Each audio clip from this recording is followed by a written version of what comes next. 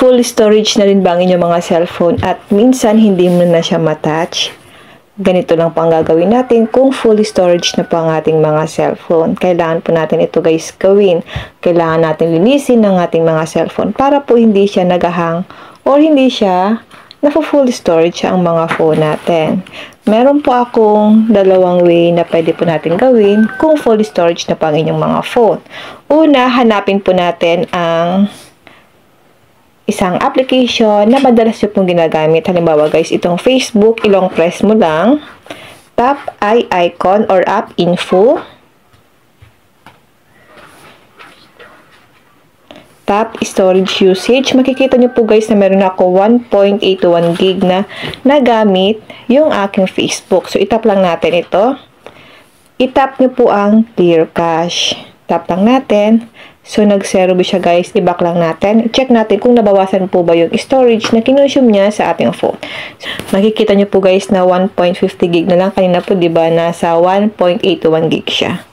So, ganun na po ang gagawin natin. Pero, meron pa akong applications na ginagamit para hindi na po tayo mag-isa-isa na linisin ang mga applications na ginagamit natin. Ito po ay yung tinatawag na One Tap Cleaner.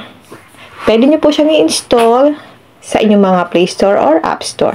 Tap lang natin ang Play Store. Tap Search.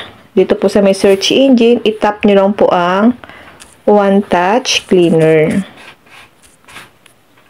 Ayan. So, tap lang natin ito guys.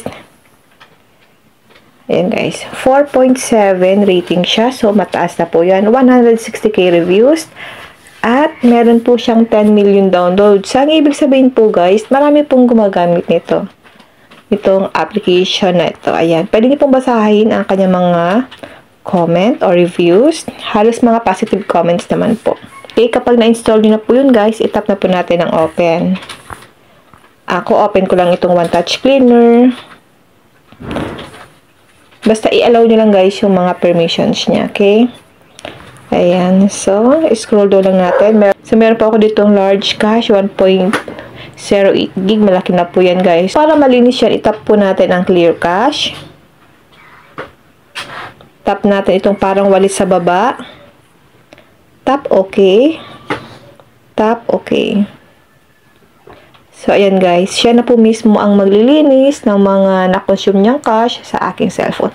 So, hindi na po natin kailangan na mag-isa-isa para linisin lahat ng mga applications na ginamit natin.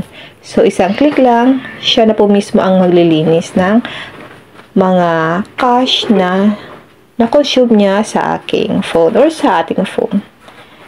Kapag may nakalagay na po na ganyan, ibig sabihin, nalinis niya po ang ating mga cellphone. Ganun lang po guys ang gagawin nyo once na naghahang na po o naglalag na ang mga cellphone nyo. Baka po full storage na, kailangan nyo na po yan guys linisin. Okay?